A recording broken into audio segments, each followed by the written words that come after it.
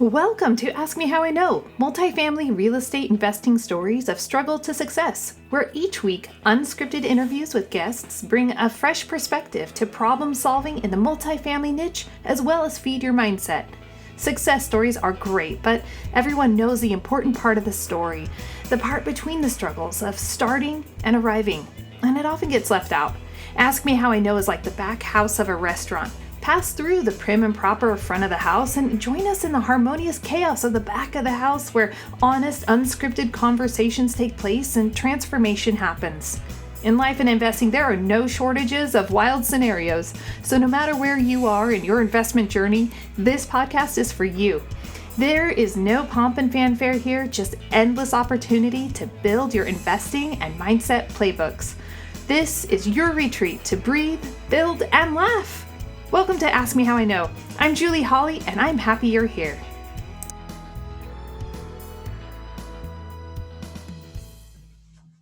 Welcome to Ask Me How I Know, multifamily investment stories of struggle to success.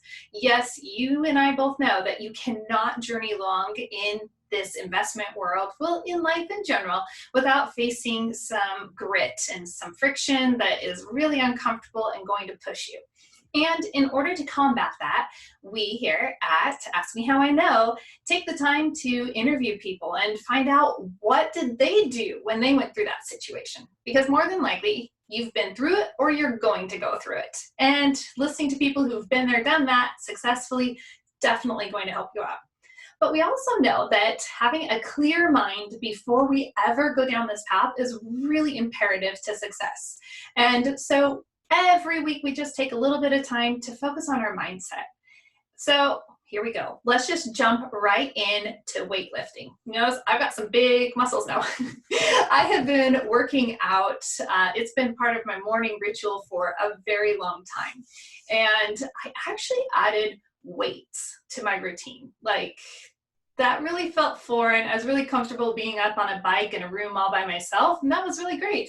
Made me happy. But I realized that my muscles and my bones actually needed weight training, and I didn't understand this. So as I met with a gym owner and did some personal training, just getting a little, routine on how to do it and what to do, what exercises to build up my cycling muscles and things like that, he was explaining to me how this worked. Okay, and so bear with me because some of you probably already know this, but it was news to me. And what he was explaining was that you have your bones and you have your muscles, and actually the tension that your muscle is putting on your bones is actually strengthening your bones. So like if you were doing some deadlifts, all of the muscles in your arms, like pretend the ceiling, we'll just reverse this for a second, and like the ceiling is the floor and you're doing you can do pull-ups. We'll pretend pull-ups, right? So you're doing your pull-up and you're pulling up on that bar, and all the muscles around you are just grabbing onto your bone, and it's actually strengthening your bone. And so this morning, as I was working out, I was thinking how this could work for our mindset in a couple of different ways. You guys ready to spin it? Okay, so first off, let's just think about this.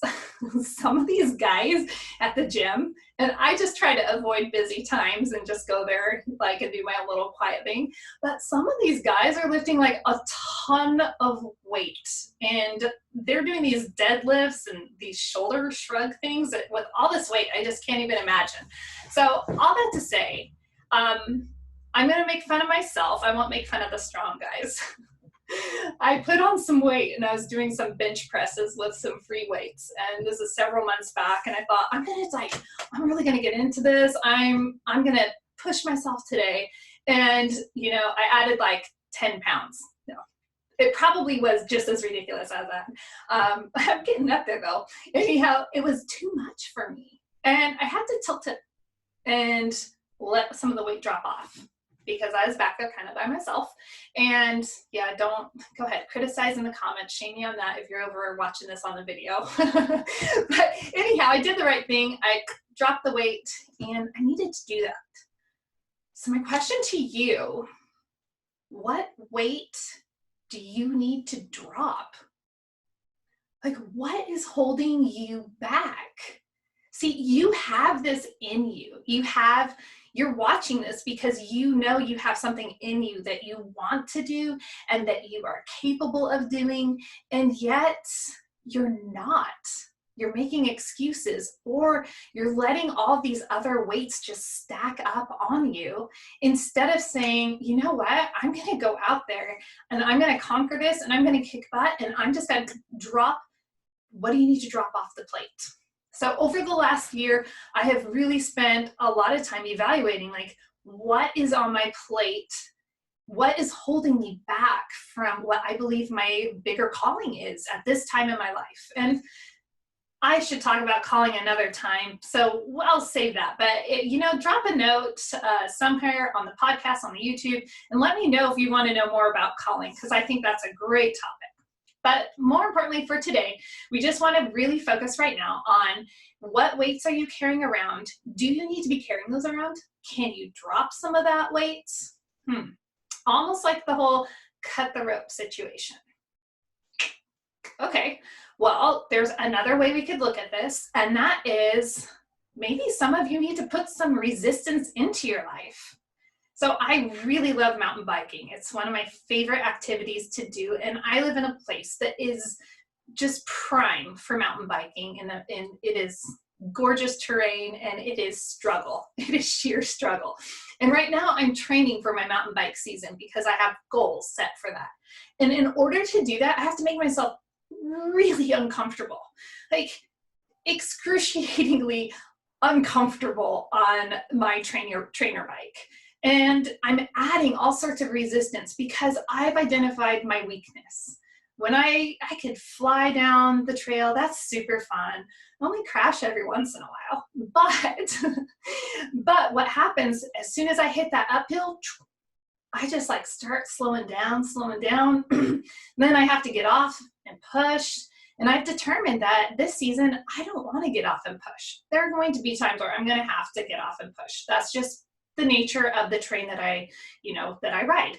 However, if I train properly, if I add that resistance into my life, I am going to be able to maximize the time on my saddle, on my bike, while I'm going. So what about you?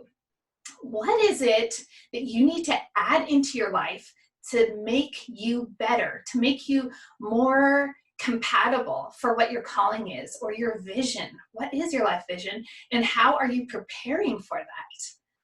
You can't expect to just sit on your couch and scroll through Facebook and snuggle with your kids and then arrive at the destination of your dreams. You see, your dreams are going to be built, and that's going to require dropping some weight and then finding the right weight to add in. Come on, Rain. What do you think? Kind of intense. If you are listening on the podcast, please let me know somehow. Direct message me. I would love that. If you're over on YouTube, comment below. Always be friendly with your comments. There's no point in negativity in life because that will just slow everybody down. But anyhow, I'd love to know, what are you committed to dropping? And what are you committed to putting on to add the resistance you need to make your dreams come true? Because guess what? The only difference between you and where you want to be are just a bunch of little set steps that you can take, and you can get there. All right, well, go find your freedom.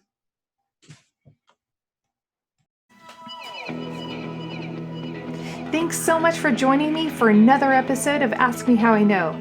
My guests are the most humble successes, so be sure to show them your appreciation by rating this episode 5 stars, which sounds silly, but let's be real. Ratings, likes, and shares, they take no time at all, but make all the difference in the world, if only to boost morale. Also, since I don't spend time on the how and why they got into investing, be sure to check out the show notes to get to know more about today's guests, including other podcasts they've been on that has a more traditional format that will give other details about their investment journey. It'll also tell you things like the most influential person in their life and what they're reading right now, as well as how to connect with them. And please, subscribe and rate Ask Me How I Know so it reaches other listeners like you. Until next time, go find your freedom.